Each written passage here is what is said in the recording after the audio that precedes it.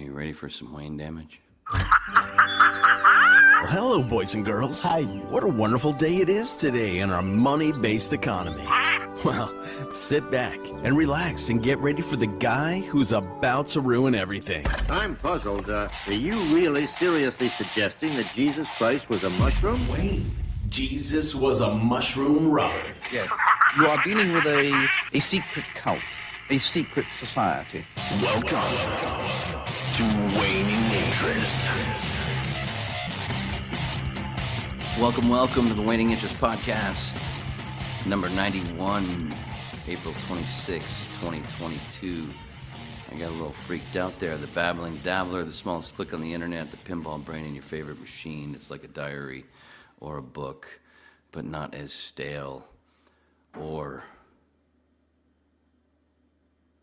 coherent from a more mentally challenged Forrest Gump. I should have been on the other page to do that. I'm still working this whole thing out, but you know what? So far, one of the coolest things about this podcast is the smooth, cool sounds of no commercials. You're not going to hear any fucking commercials, except for when I blab about all the things that I love.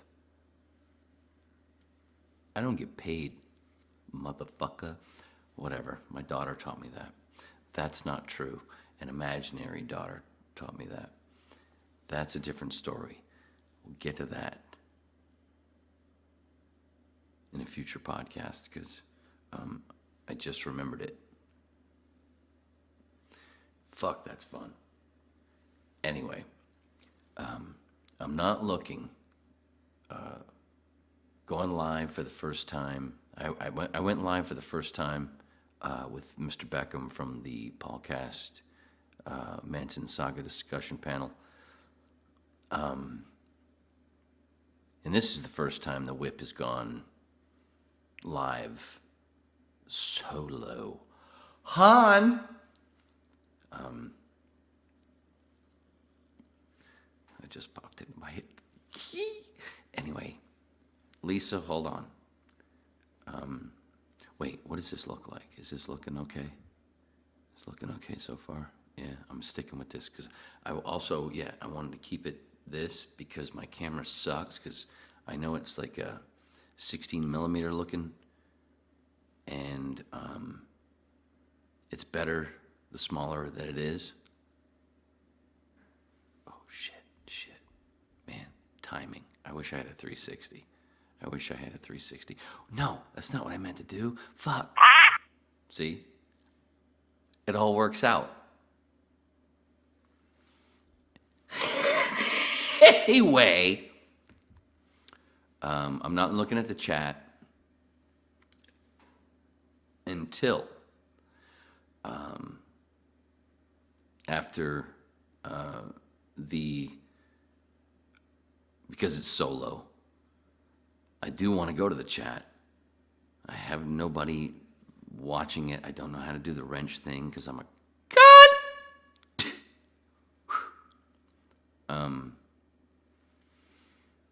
But I'm going to not pay attention to the chat until after I do the first story because it is a storytelling podcast. I wish that came out. Oh, it must be the gas X I just took. It stuck it for a second. It'll come. Just wait. So I'm not going to look at the chat until after the OG WIOD story, which is a story about right before I got into radio. But jokes are more than welcome that don't suck sawdust. But first, I went to the dentist yesterday and today, and total opposite story of the stethoscope office story from WIP 86. Total opposite. How's that for short? Wait, fuck, wrong screen. Son of a bitch, I'm gonna learn this shit. Someday. I know you're with me. You saw that part, right? I hope. Screenshot. Oh, I held it for too long. Now I can't breathe right. So, how was that for a short story? Fuck. Opposite. This fucking dentist office. Dude.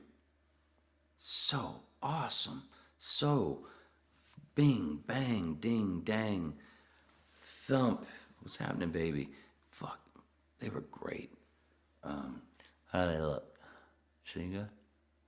It's funny because the tartar they took out, now I got like a space between my teeth. It's fucked up. I wish it makes you kind of wish the tartar was still there, you know, because you want you want those Dolly Parton teeth. And the titties, Dollywood.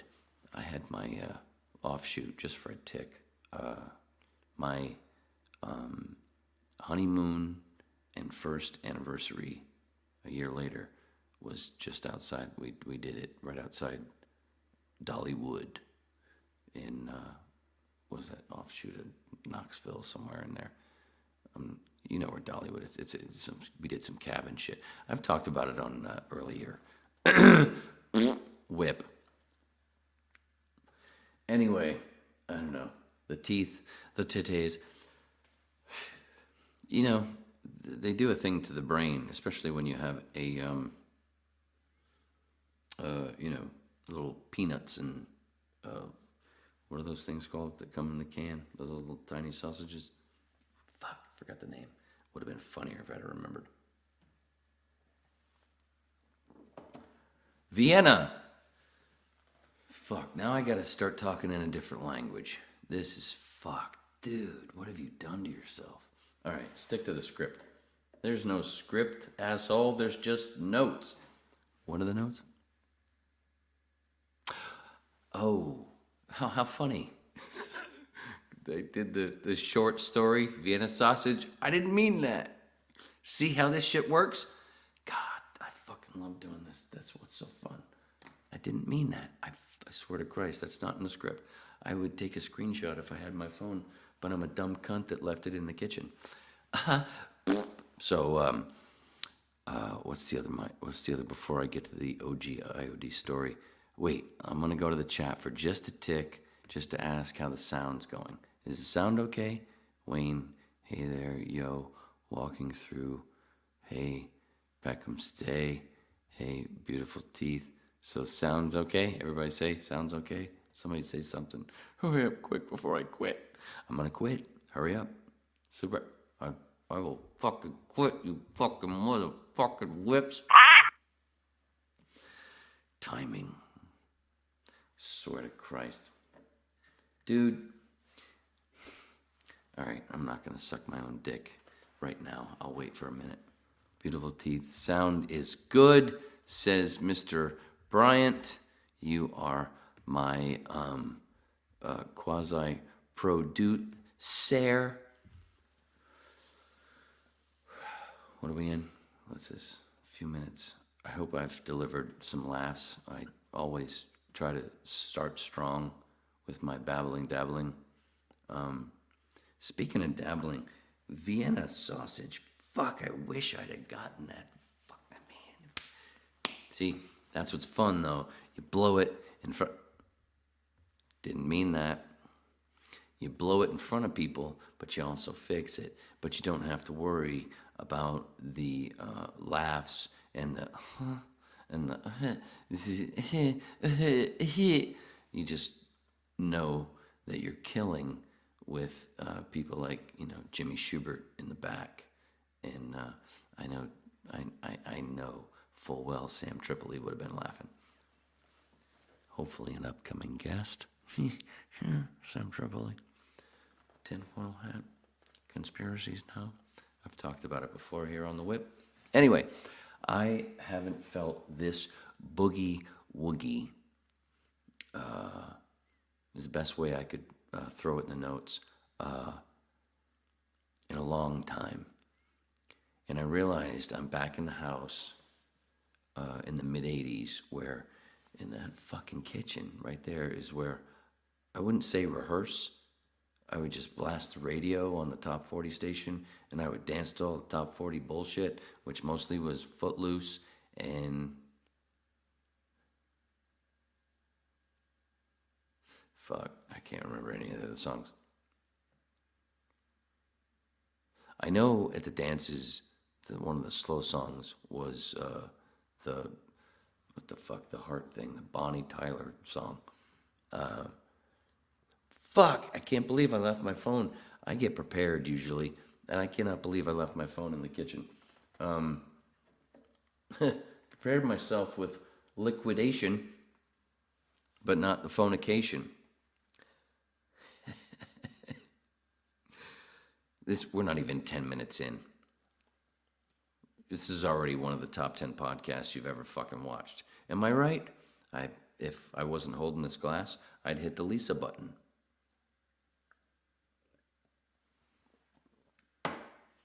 But I'm a dumb cunt without this 360. See, I don't even need a 360 fart sound effect because I have it in my chair. Bitches. But anyway, that kitchen right there, I used to come up with this shit, and that's how I won with a girl named Debbie. We won, is it 3 or 4? It was at least 3 dance contests.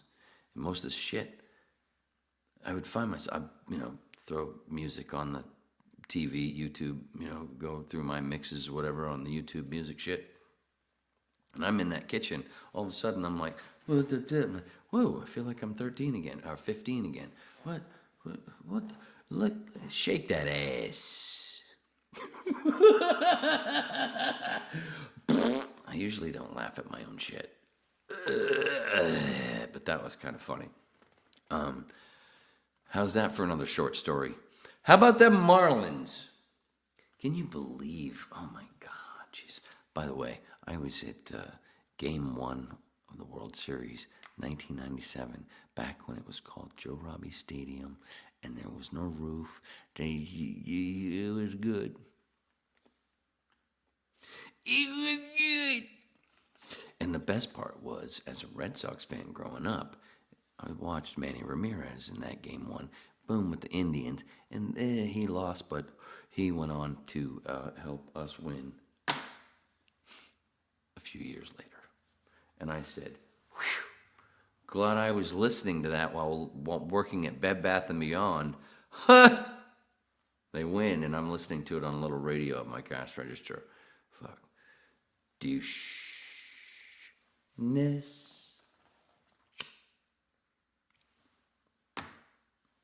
These are red apples, by the way. Because it's always a Quentin Tarantino movie. You watch. Uma Thurman's going to squeeze by because she's going to come out of the... That's not true. Because she's smart enough not to be on camera. So anyway, where was I? WIP 89, Mr. Beckham fix. Oh, always got to go through the fixes if I can stand to go through what was recorded before, just to get clips and then pick up things that I fucked up. And what was it? WIP mixed 89 D. Wallace breathing thing. I think I said 10 seconds. 10 seconds in, hold it for 10 seconds, let it go for 10 seconds, take a chill for 10 seconds, and repeat. It's 4 seconds.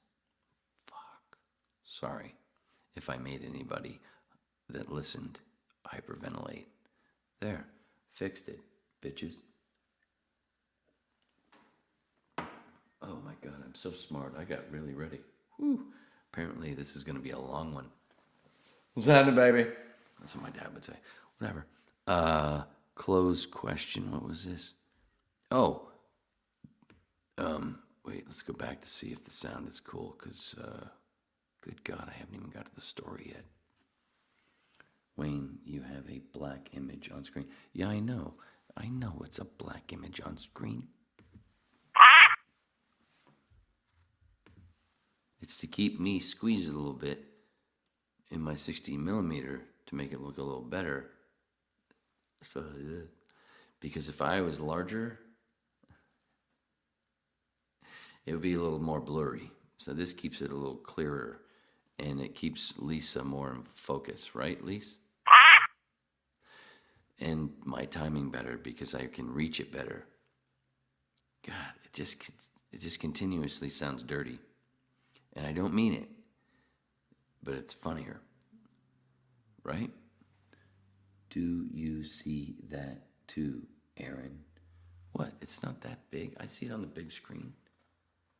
I get it. I'm changing up. This is a change up, sweetie. It's like I'm Adam Wainwright of the St. Louis Cardinals. 100%. Blow the sausage. LOL. Total. Yes, total eclipse of the heart. Fuck, I wasn't supposed to read those until after my goddamn story. You fucking freaks. You fucked me up. Oh, wait. You know, that would have been a much better thing if that would have... Oh, I hit the wrong... Fuck, cunt, see? But there, at least you can see when... You can see the... It's like you can... No, this is cool. I'm just realizing how cool this is that you can see when I go... It's cooler that it's on the screen. Unless it looks like, hey man. But that's what.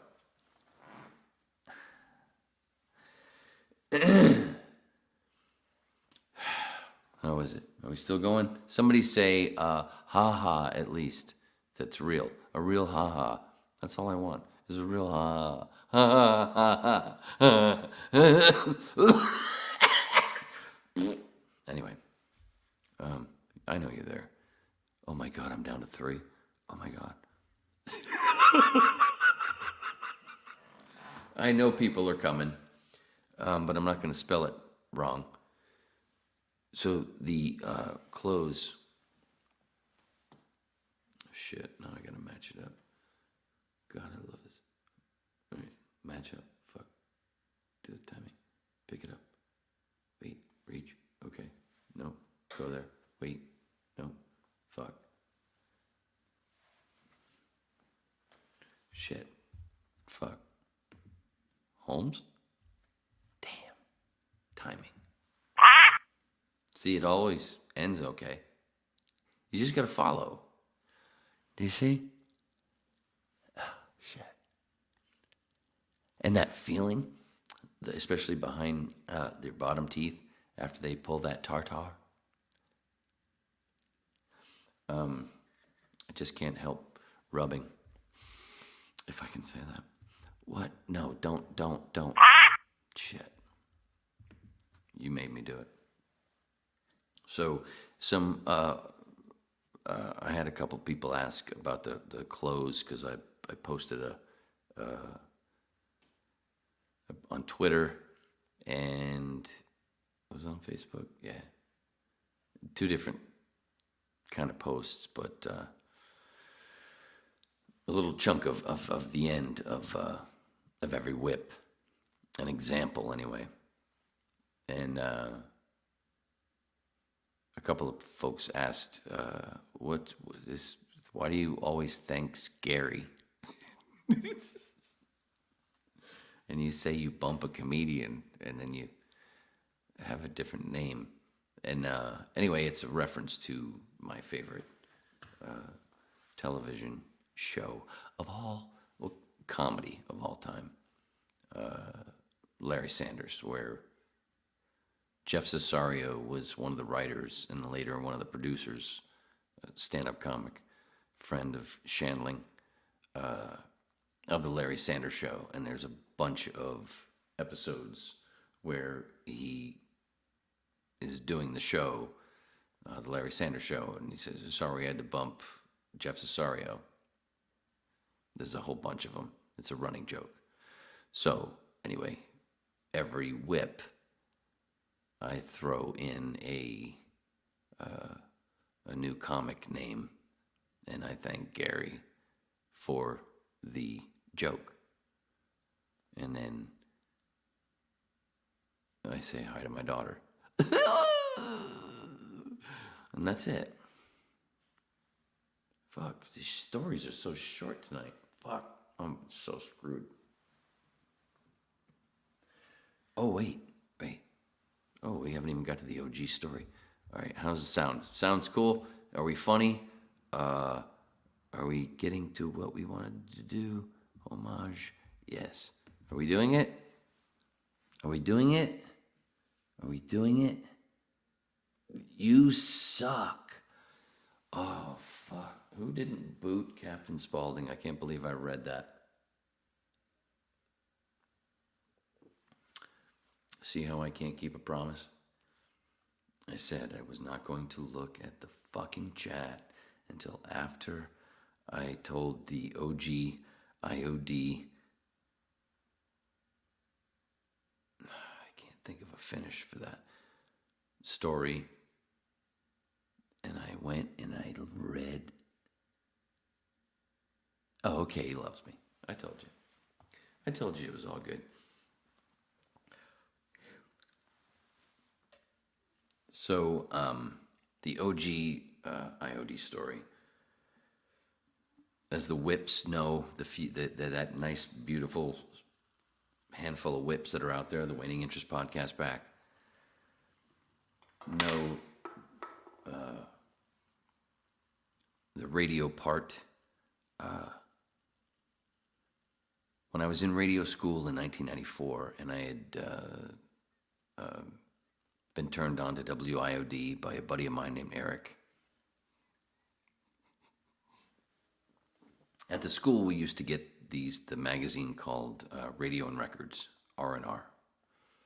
And as I said, Eric had turned me on to WIOD, which I had learned to hate just from a few things that I'd heard, not realizing the full scope of what a cool station it was.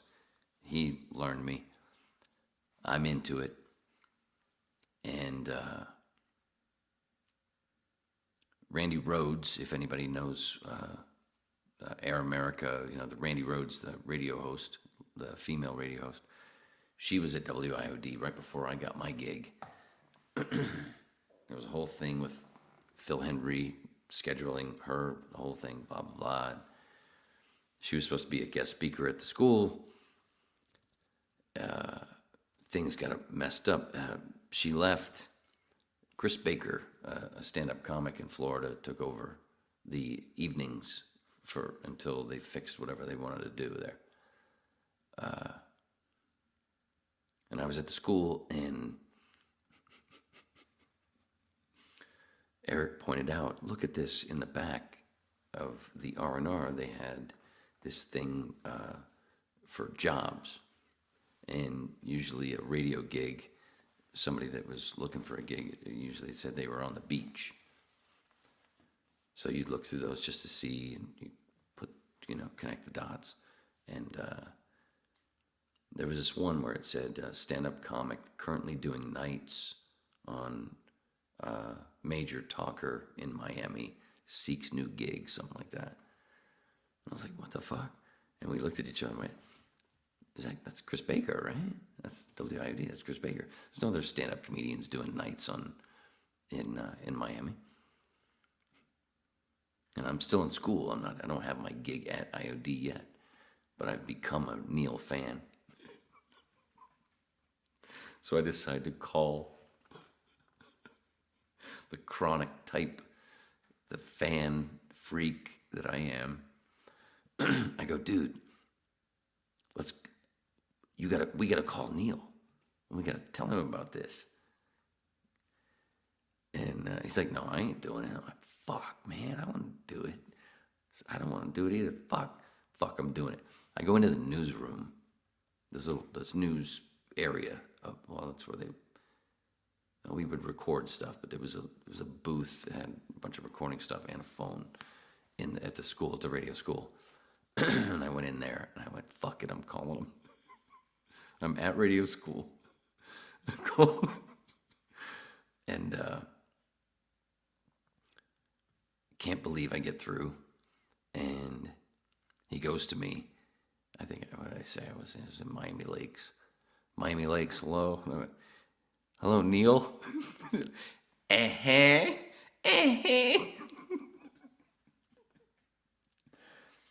Yeah, I was, that was what he did. And I said, I was looking through the R&R, the latest R&R, and he, anyway, so I tell him about the ad, and what was the funniest part that he said was, listen, sir, you have to understand something. They shut this radio station down. They turn everything off from 8 p.m. to 6 a.m. 5. Sorry, Tom.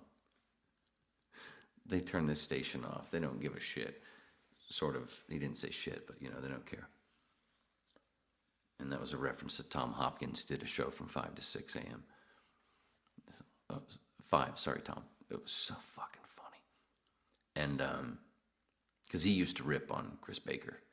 And Chris, I don't know if he was funny in his stand-up. I never saw him, but his show was, whoo! He made me look like Neil Rogers. Oh, shit. Fuck.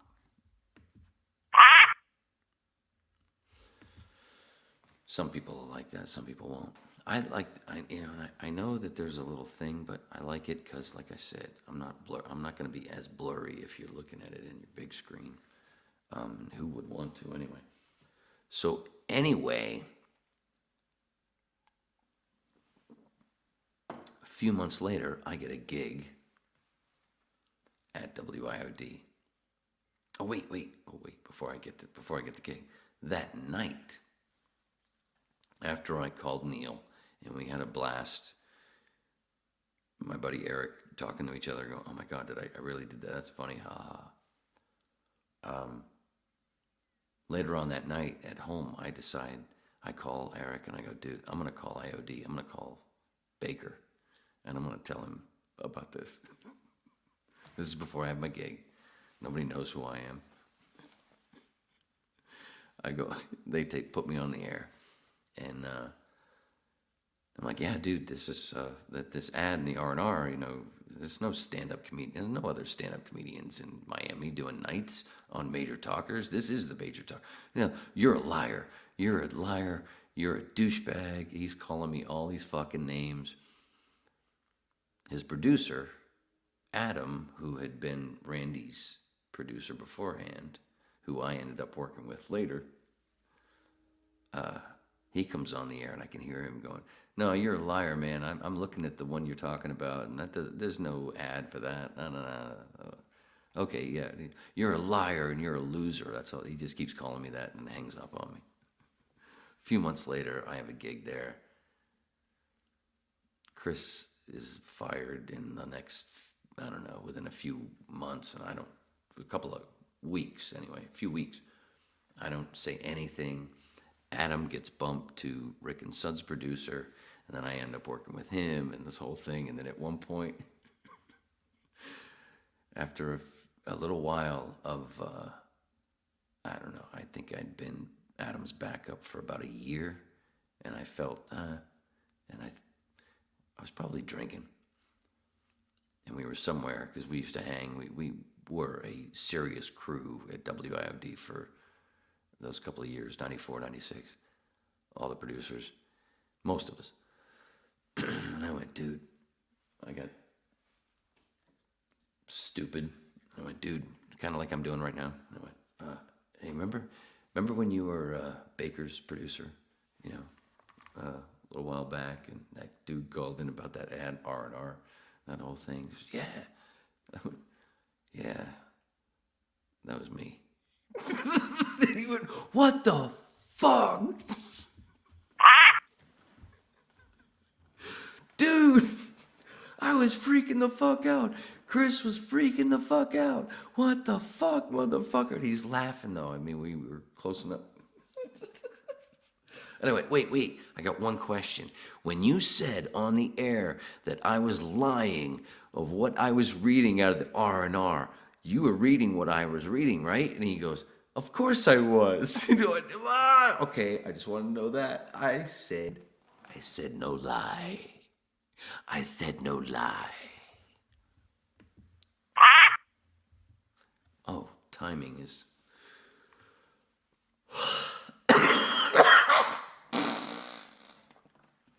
That was the OG WIOD story. And trying to think, how are Adam and I? Oh, Adam doesn't get along with anybody, so it doesn't matter who gives a shit. But we were a great crew. We were a great fucking crew. Okay, then, boom, that was done. Now, okay, time to look at the chat before we move on to the Nashville piss story. Piss story. Hi, okay, I'm going to go to the top. Oh, that sounded gay. Are we still recording? Oh, my God, oh, fuck. 31 minutes? Dude.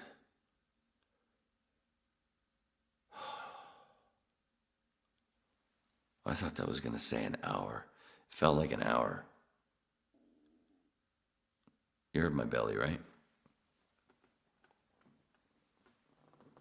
I'm so fucked.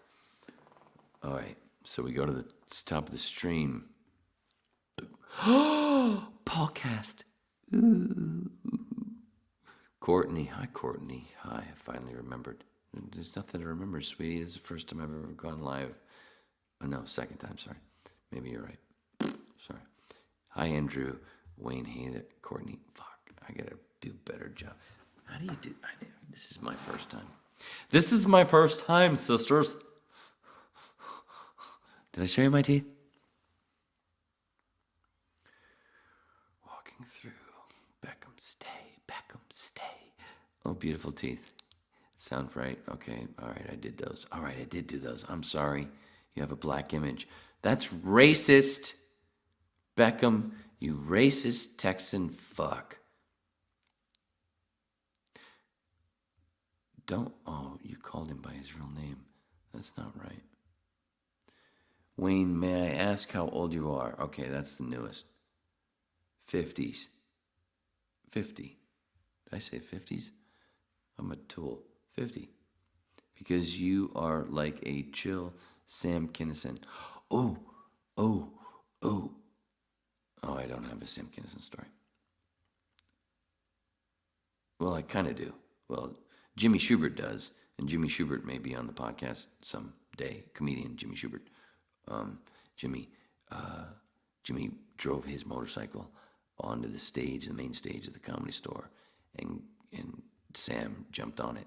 It's a late 80s story. I can't remember which year. And then they drove off, and Sam was freaking out down Sunset as Jimmy was driving along because Sam didn't like motorcycles, and he didn't. It was a whole cool story. Fuck, sorry, didn't mean to tell it. It's all still short. I'm putting the boy to bed, so I won't be able to stick around, but I'll come say hi after he's down if you're still on. Anyone else think that sounds like a heroin or meth story? I'm kidding, Paul, but it did. You suck, boo. Oh, I read that. Damn it, why would I read it again? Is this the Paul cast?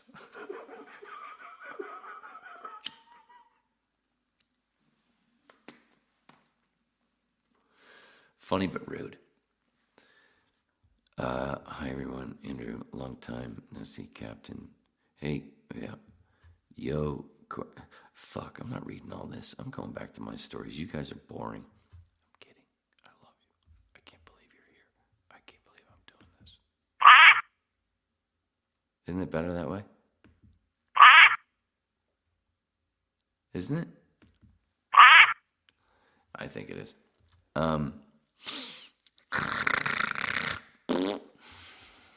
Hey, Captain, go fuck yourself. How much do cigarettes cost where you're at? Wayne. Us. You gotta put the U.S. You can't spell anus without us. That's why it says Wayness there. Wait, where is it? Right there. So it says Wayness. That's a reference to Suds Coleman, who was my biggest hero in radio, who is no longer with us. And I used to tell people that I just wanted to be a younger, dirty Suds. And then I got a show with my ex-wife, and I was the younger, dirty Suds. And then we had this joke going. Fuck it, I'm telling this story. So Suds was known for not having any kids. I came along, I became the Rick and Suds backup producer, and on the air I started this joke about Suds being my dad. Suds looked nothing like me. He was shorter. We looked nothing alike. Anyway, the joke went on for about, it was a long time, about a year or so. Suds used to go along with it. At one point, I hear the story that a sales guy went into the Rick and Suds show during a commercial break to ask Rick about a live spot thing, blah, blah, blah. And I had jokingly told this sales guy that Suds was my dad. He said something about Suds, and I went, ooh, watch out about how you talk about my dad. And he went, what are you talking about? Suds Coleman, it's my dad. You didn't know that? Oh, that's how I got my gig here.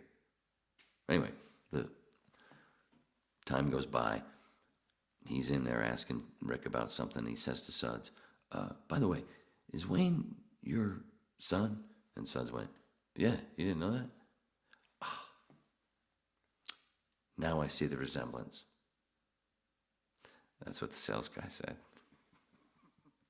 I don't know this until the next day in the studio. He's walking down the hall towards me, and he sees me and just starts fucking laughing, bent over, howling. I'm like, what the fuck, dude? What's so funny? What did I do? What the fuck, man? He's laughing. Ugh. And then he tells the story that I just told you. And then I wet myself because a story became the shit, even off air. It was like, it's one of the, and at this time, news radio was a hit. So it was like, oh, okay, they don't do that right, but fuck, dude, all these relationships, a lot of that shit, a lot of that shit was real. But a lot of the engineering stuff and the studios, a lot of that was, of course, just like anybody who does something and they see it on TV and they're not doing that right. What the fuck? Same kind of thing. But it was so fucking funny, news radio. We were like, ugh. And then, oh yeah, that same hallway. Come back from lunch. Adam. Same Adam, the same Adam from the previous story. He comes out of the studio, walk just like Suds, same thing. This is a little bit later or before, I can't remember. Anyway, he sees me and goes, dude, Phil's dead. I'm like, the fuck? Immediately, I'm thinking Phil Hendry, because we both worked with Phil Hendry, but he was gone. And he's like, no. Phil Hartman. What? Get the fuck, man. And Adam, that same dude, was standing with me when I first heard about 9/11. I think I told that in another WIP, but whatever. We've gotten off. God, I like being live. And I got 2 beers right here, so this could take a while. Hope I don't give a fuck if you're here or not. You will be later. Like I said, I'll be called a treasure after I'm dead. So we're packing it in, if I can say that. It's a good thing I wasn't. You know, that's a good thing I didn't actually hit it. Damn it. Oh, I never answered the question. $10 or 11, because I smoke American Spirits. But when I'm not drinking, which is usually only during the podcast, a pack of those will last me 3 days. So I only smoke usually only take 3-4 drags, put it out on my thing, go do whatever, and I'll come back later on. But so a pack of American Spirits lasts me 2.5-3 days. Usually, if I'm not doing what I'm doing right now. But because it's like, this is like being on the phone. And dude, that's the, trying to quit smoking. I think it is going to be easier when I realize it, that, you know, I don't really spend much time on the phone. It's this now. I don't do this all that often, hardly at all. It's this. You motherfuckers make me do this. Shit, it's not lit. Would have been funnier if it was lit. Right? Oh, that's right. I can't hear you. God, the dry humor is fucking killing me. Hey, sister. Man, the timing.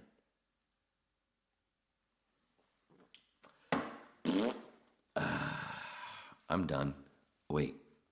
So, okay. What? I don't know what the what is about. Dude, spirits cost 6-7 where I'm at. Where the fuck are you? Where are you? I guess I'm moving. Sister. Right? No, I can't. No. This is my house. You know what it is? And if you don't like it, I hope everybody got the Eddie Murphy reference. So, now we're moving on to that was it for the chat, because I thought there were going to be a lot more people here. I don't give a fuck. Because we're moving on to the Nashville piss story. Wait, did I tell the Florida piss story? Doesn't matter. I was with the same person.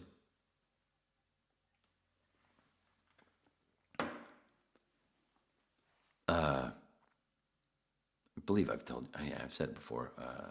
My ex-wife was one of the VJs on CMT. And so in the early 2000s, and which meant I went on a lot of that red carpet stuff, and got to go to a lot of CMT events and whatever. And one Flameworthy, I think it was the second Flameworthy Awards, and they had it right there on Broadway. I can't remember the name of the stadium there, the place where the Predators play. I think I have told this story before. Never live. Well, it's always been live. That was stupid, but good. Anyway, dude, you need beer. So, one of the cool things about those CMT events was, the wide open bar.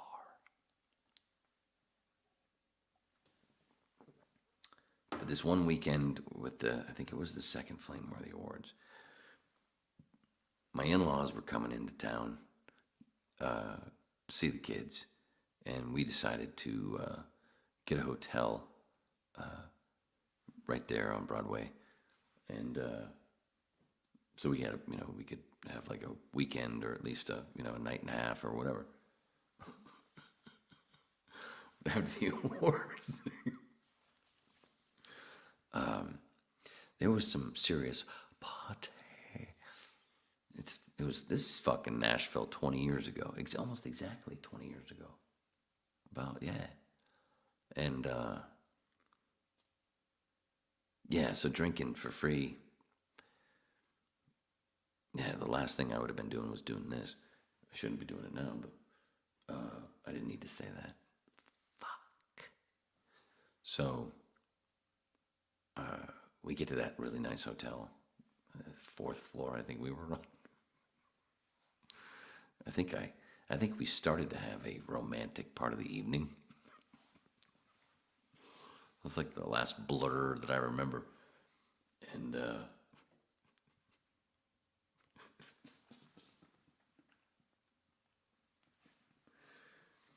next thing I remember is screaming, "Get up, get up, get up." And I remember feeling like something really heavy had been lifted off me.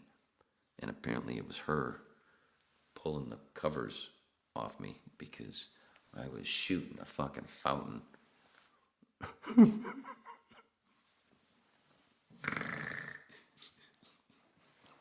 Get up, get up, get up. You're pissing the bed, you're pissing the bed. Man, I love Nashville.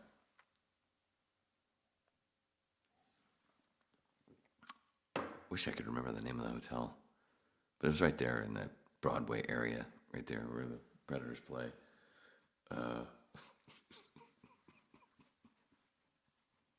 Hey, how was your little night out, you guys? Did you have a fun time away from the kids?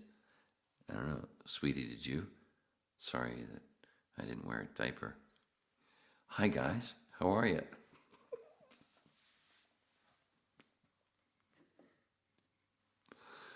But that's as big as the douchiness that I get. I mean, that's like, it was so rare.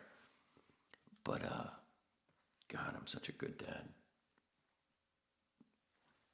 I actually am. Damn it.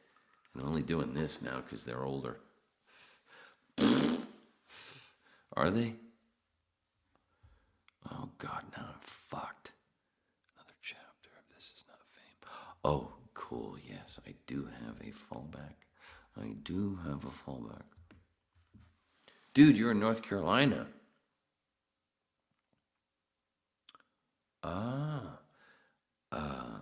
Here's a story for you. Was it North Carolina? Yeah. Here's a story. When I was in Nashville, I auditioned for, that's where I got Dawson's Creek and Runaway Jury and a handful of other shit, smaller stuff. One thing that, fuck, man, was like one of those killers was, what was the movie? It's Robert Redford, Helen Mirren, Willem Dafoe, The Clearing. And, what was it? They shot it in, where did they shoot it?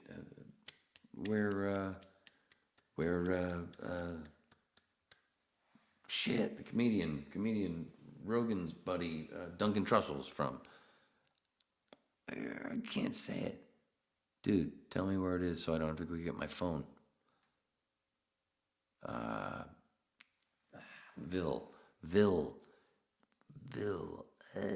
Fuck. What's it called? Really remote, beautiful place in North Carolina. Why can't I say it? Fuck, I gotta get my phone. Somebody tell a story. That's how it would go if there was a guest.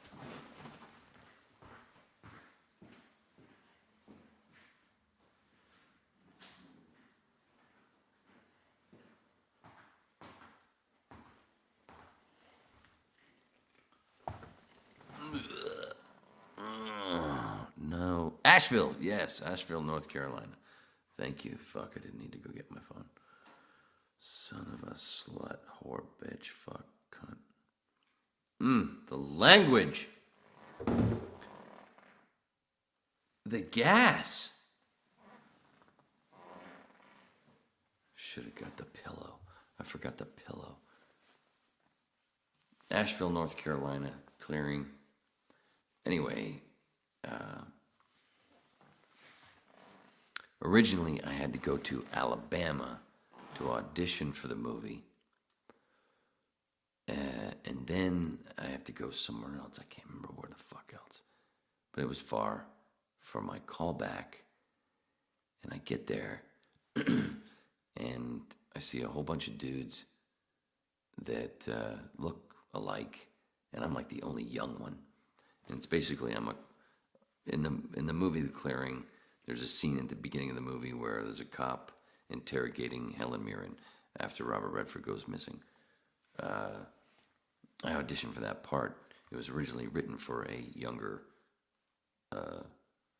first-time interrogating cop, a younger dude. I get there for the callback, a bunch of older dudes and me. I go in. As soon as I go in and I get ready, and we're about to hit play, and she goes all of a sudden, and it's the local casting director that I originally read for, and now it's the actual movie. I can't remember her name. I'm sorry. But the main casting director. And she goes, "Oh, the tape. Oh, I got to get a new tape." And I'm like, "Ah, fuck." Always happens where it's like I'm about ready to go and, we got a little technical problem. It happens so many times. Everybody's got those stories. She leaves the room and the local says to me, "Oh, remember what you did in the original. Don't do anything different. You are what we're looking for. You have the gig." Almost like saying that I have the gig already. Like, oh shit, why are you telling me that now? Oh, fuck, nerves.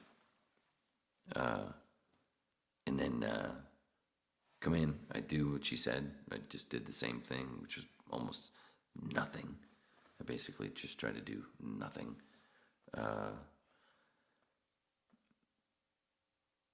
No acting, and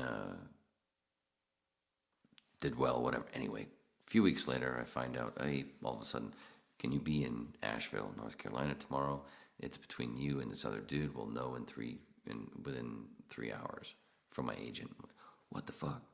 Ooh. Wife and stepson are in Tampa. It's me and my kid. Oh, me and my daughter. What do I do? Shit. So I start doing all the arranging. Neighbor's gonna take my kid for the night. Other friends are gonna take the dog. I'll be in Nashville, Asheville. Anyway.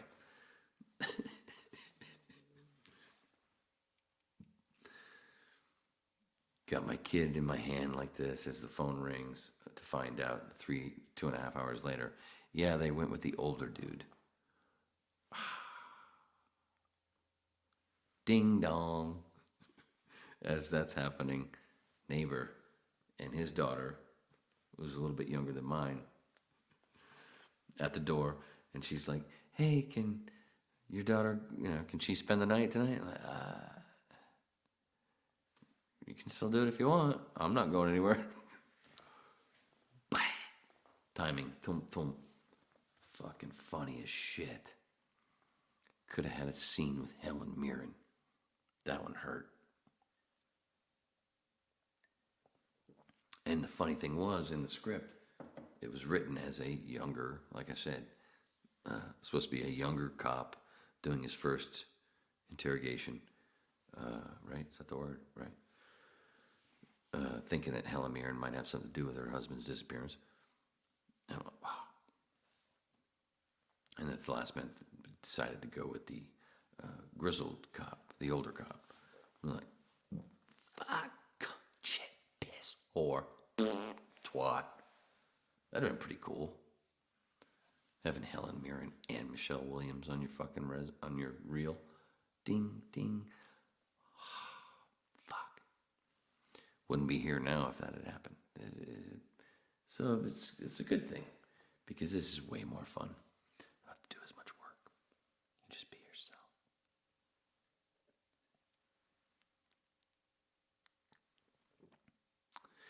Yeah, you're right. Hey, we got to fall back.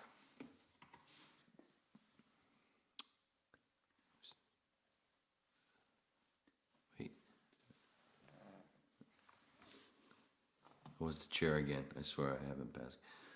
I'm going to read a little bit of Stanhope. Good God, I'm not even an hour in. 7 years in Asheville. Dude, Andrew, you shouldn't be the only one commenting. You're starting to look a little freakish like I used to be. Anyway, told the piss story. Another chapter. This is not fame. Yes. All right. You ready to? This is where Daddy puts you to sleep. In funny story. If you're not a WIP, part of the Waning Interest podcast pack, patreon.com/waning interest. I tell the story of I open the Stanhope book, This Is Not Fame, and realize that there's a fucking residual check that I cannot cash now that I used as a bookmark for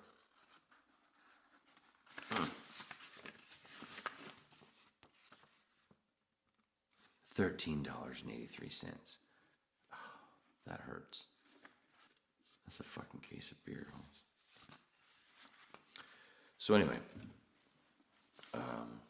so I'll read you a story, because I know Doug won't mind. This is from This Is Not Fame, Doug Stanhope, a From What I Rememoir, chapter, Get All the Stage Time You Can.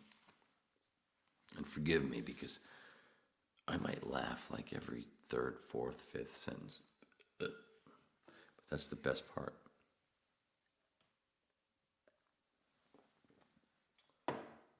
A 1-chapter audiobook. Man, the Waning Interest podcast is seriously interesting, isn't it?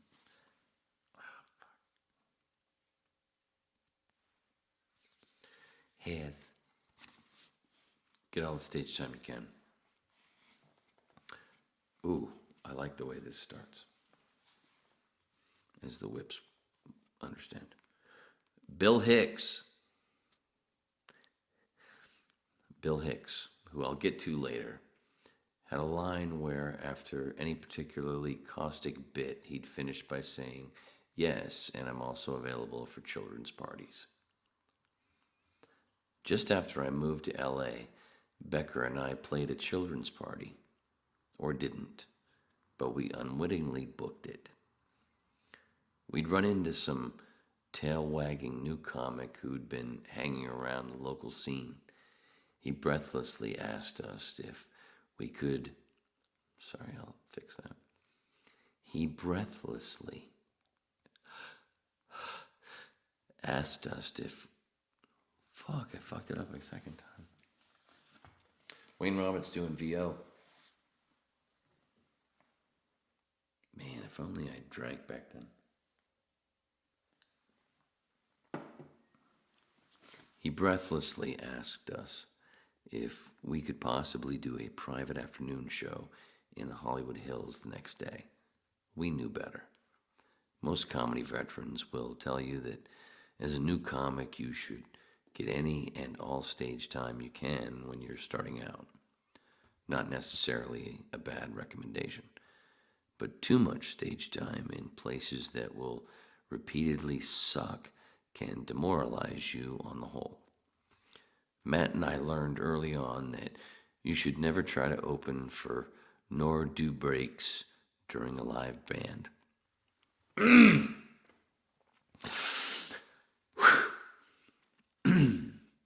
An audience who are there to hear live music don't want to hear you talk, no matter how much your drummer friend tries to convince you that they love you.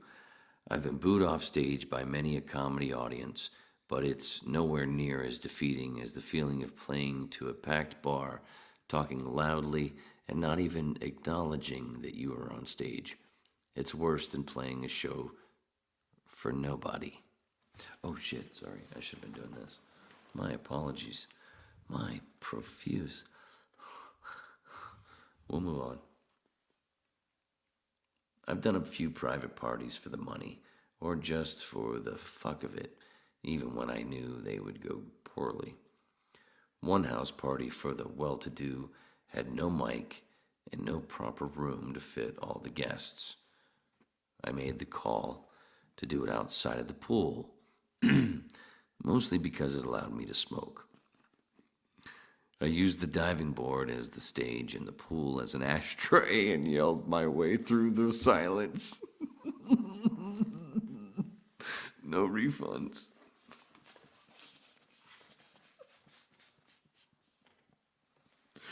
God, I could have read that better, but it's still fucking funny. Camera? Right, okay. Where are we? Another private party was in the living room of a lawyer we'd recently met at a show a few months earlier. The house was filled with his cohorts, cops, attorneys, prosecutors, all easy marks for me at that later stage of my career. Instead of jokes, they got a lot of angry opinions and a summary of why they were all the cause of the rot in the core of America. The problem with lawyers is that you can't hurt their feelings.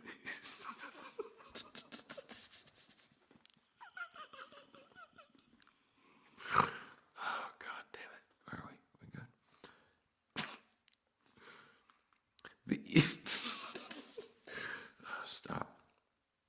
Ooh, the easy joke is that lawyers do not have feelings, but the truth is that they don't need them. They have all the power. The same way you can't shit on white people for being white to any effect. White people own everything and have all the privilege. They have no reason to be offended.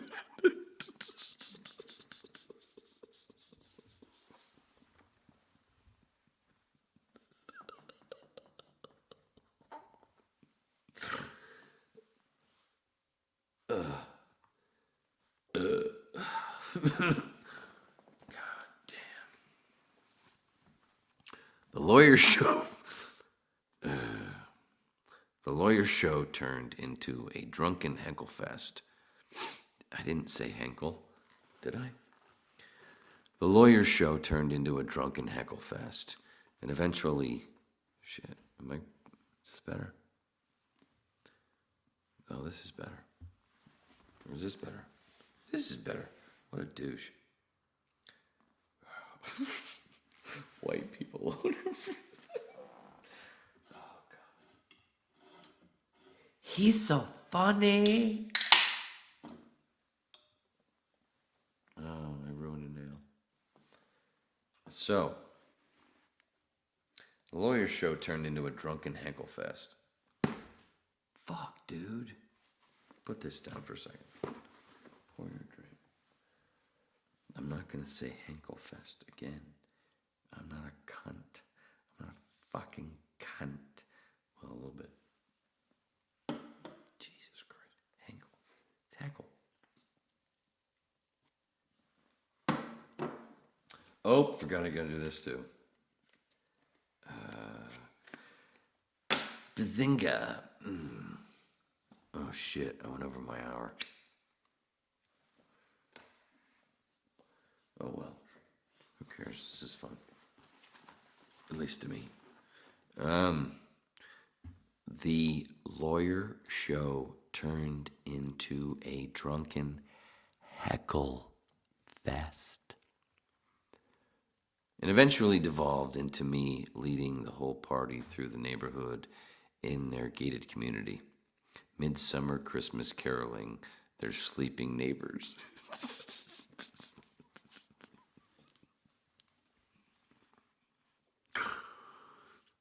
The lawyer who hired us, oh my God, he's got the same last name as the fucking Adam that I told you about earlier. That's right. I didn't mean this. Holy shit. Jay something remains a good friend and has gotten us out of more than a couple of bad jams in the years since. More of that later. Oh shit, fuck, that's right, it was better here. God, you're a cunt. The next show The next show doesn't really count as a private party, but still happened in their own house. Blank Tobler was a young comedian in Vegas who got tired of the shitty or non-existent stage time he was getting in town.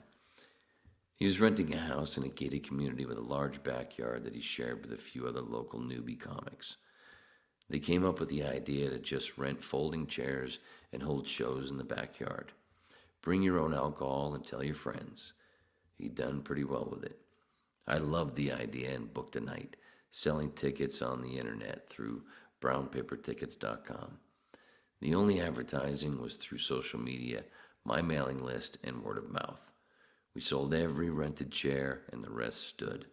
This, I thought, should be the way of the future. Cut out the middleman. Bring the bar to you. Book who you like. Charge a reasonable cover charge, and folks don't have to get jacked up on liquor prices. Invite people you already know on then MySpace. Why wasn't everyone doing this? It was perfect. The perfect DIY show. Sold out and everyone was cool and happy. Except the neighbors, who evidently weren't big fans of my material, the volume of which they could not ignore. I killed and made bank. Brant was evicted shortly afterwards because of it.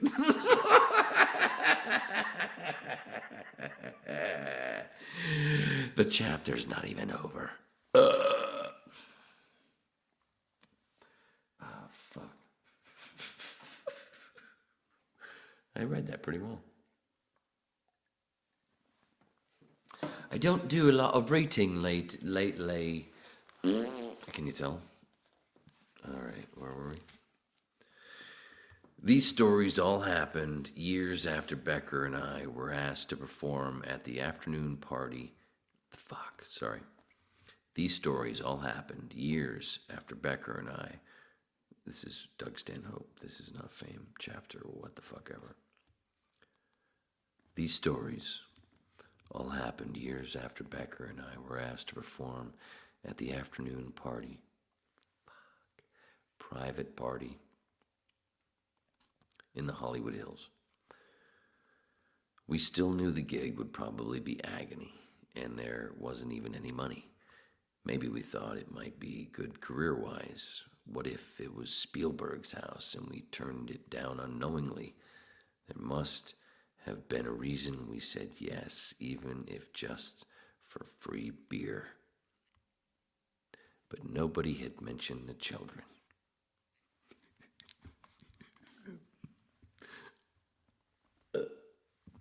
Just finding the place in the labyrinth of the hills in a pre-GPS era was a workload.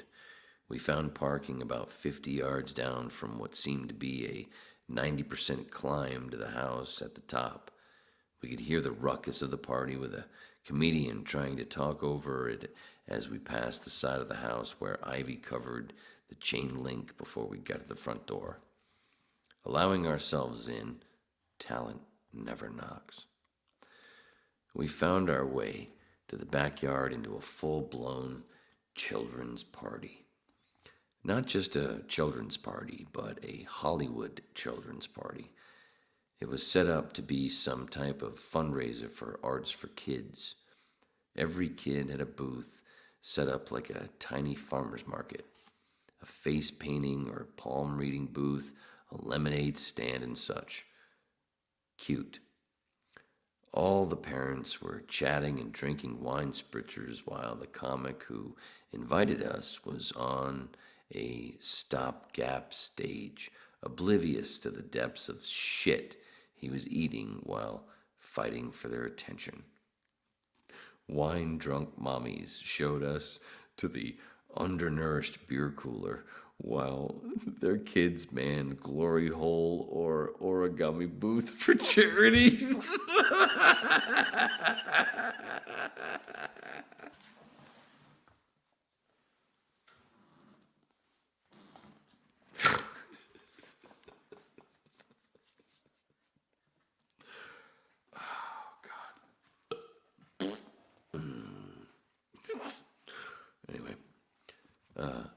Becker and I started drinking like we'd crossed a desert to get there, depleting their beer stores before settling for their wine.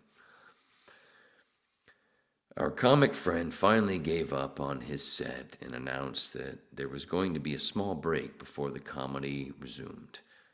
Nobody noticed. Nobody cared. Becker and I were already living in the horror of what was to come like a lucid nightmare. I am a polite person on most occasions, even when I don't want to be. It's a character thing and sometimes a flaw. That day, I was polite. I'm also self-aware that I'm a one-trick pony as a comedian. I have my material, and that is all. I can't act. I don't do characters. I fail at crowd work. I can usually handle a heckler with a quick bar, but I'm no improviser. Just me and my act, and my act back then was rife with bits like suck your own dick dreams and bucket of vaginas.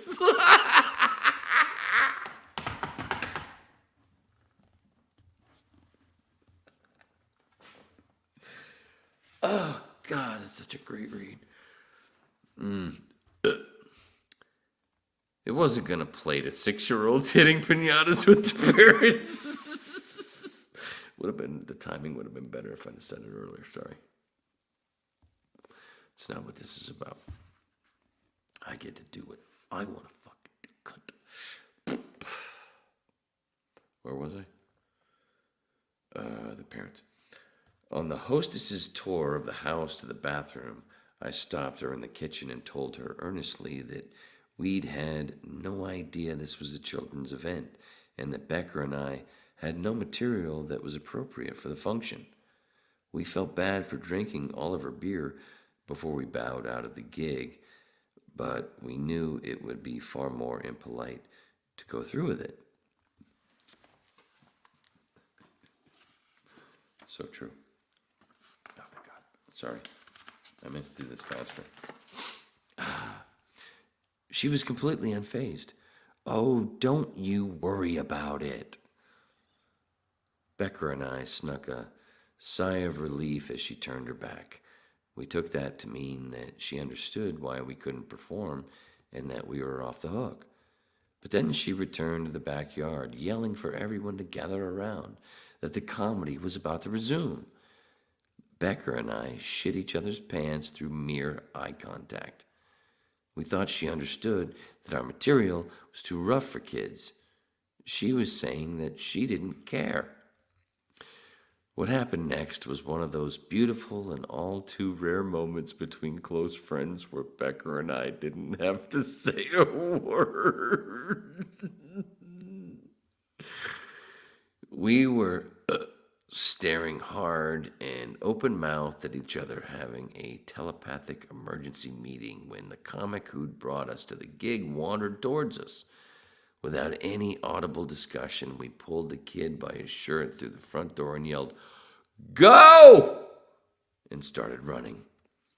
We ran like heap-footed fat convicts past the side of the house where the voices dulled from frivolity to confusion as they heard the trampling going down the slope, skidding in the loose gravel, our wheezing and giggling as we sprinted for our lives.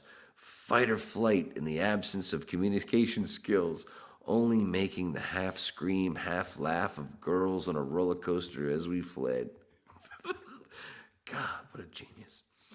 I threw the key into the ignition before I shut the door. I threw the key into the ignition before I even shut the door.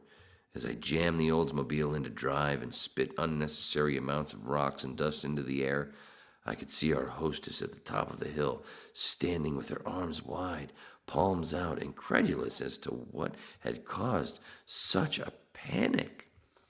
She probably thought we'd stolen jewelry from her bedroom. She will never know that serious a fear. She will never know the need to run or the ability to trust your instincts in those situations, even if they would be deemed unprofessional or impolite. So, my advice to those who ask is to do all the stage time you want to do. Personally, with shit gigs for no money being involved, I'd balance the story value against the pain threshold.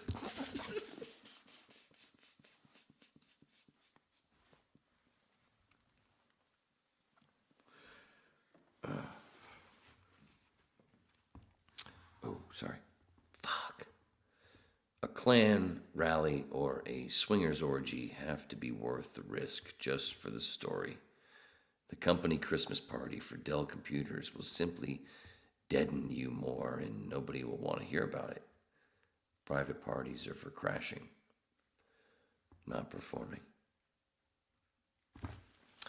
That was Doug Stanhope. This is not fame from what I remember. Chapter, I don't give a flying fuck. But the next one's called Party Crashing. How funny. Anyway. Oh, what a fun whip, right? Jesus Christ, I didn't even open my last beer. But I'm not going any longer because, Jesus Christ, there's nobody here. Ugh, fucking, what a bunch of douchebags.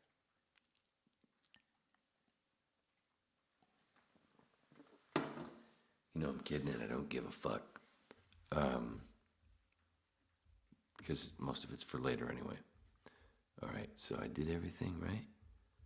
I did everything I asked. Yes, I did everything I asked myself to do. Not doing those. Save. And there's no reason to go much longer because that would be absolutely stupid. See? Told you.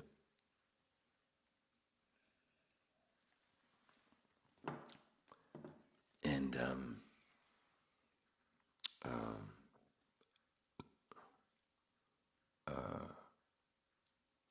what was I just about to say? I forgot. I'm not fucked up. It's not that. It was something. Son of a slut whore. Had to do with Helen Mirren. Dude, can you imagine? I could have been right there. Helen Mirren. Fuck, son of a bitch. Fuck, shit, bitch. Fuck, damn. Helen fucking Mirren, dude. Did you know that she was in Caligula? Showed her titties.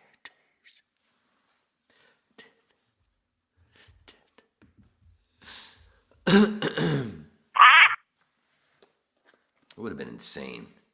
Would have been fucking insane. And I thought it was this. See, it's all right back to Vienna sausage. It's a big, fat fucking circle. And we didn't even talk about psychedelics tonight. God damn it. So fucking funny. And I was going to microdose for this, but I'm not holding. Teeth. It's for my teeth. Dude, it's pretty fucking insane. Seriously. What? It's been 3 years? After every fucking meal, I swear to God, right here. I'm not joking. I have one on the dashboard of my fucking car. I have one on my end table in my bedroom. And I have one at my side right here at all times. I eat something immediately. I do this shit. Man, today, cleaning, holy shit, she did the tartar. And all of a sudden, there was something on my lip, and I went, ooh. And it was like a piece of a fucking wooden toothpick. I'm like, get the fuck out of here. She goes, yeah, builds up, huh? I went, then what the fuck are these for? Fuckers. I'm still addicted to doing it. And that's why there's a big hole now, it seems. Jesus Christ. Yeah, whatever. So I mentioned Randy Rhoads, mentioned Phil Hendry, Neil Rogers, Adam, Chris Baker, Miami Lakes Tech. Sorry, just put my notes together. Live. God, what a dildo. But this is the stuff you love. This would be like the extra shit. All right, time to end it, right? Ooh, good God. Oh my, I cannot believe I do this.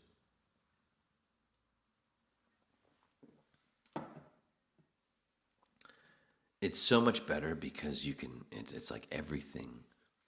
One of the cool things about doing this and like radio, one of the things that I remember realizing that I guess I think Chris Baker got it. He did a lot of cool shit actually. This is not about dumping on Chris Baker. At the time I was like, but Chris actually did some really cool fucking shit on the air. And I was, this is fucking 1994. So I was a completely clueless cunt. Imagine. Damn, should have been more time. Whatever.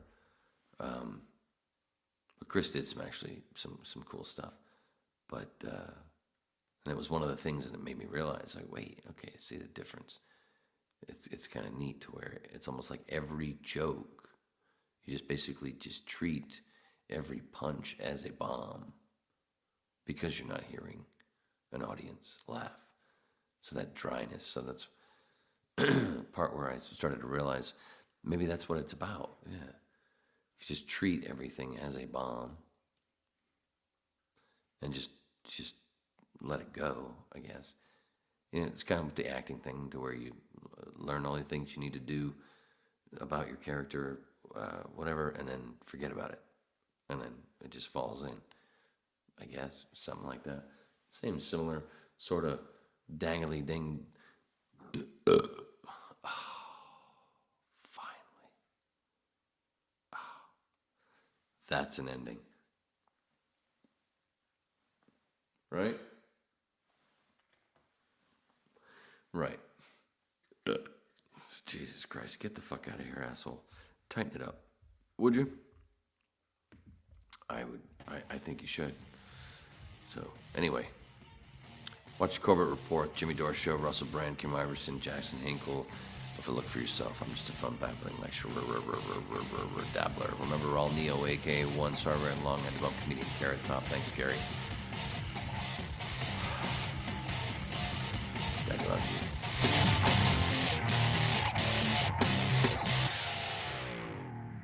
Messing with my peoples.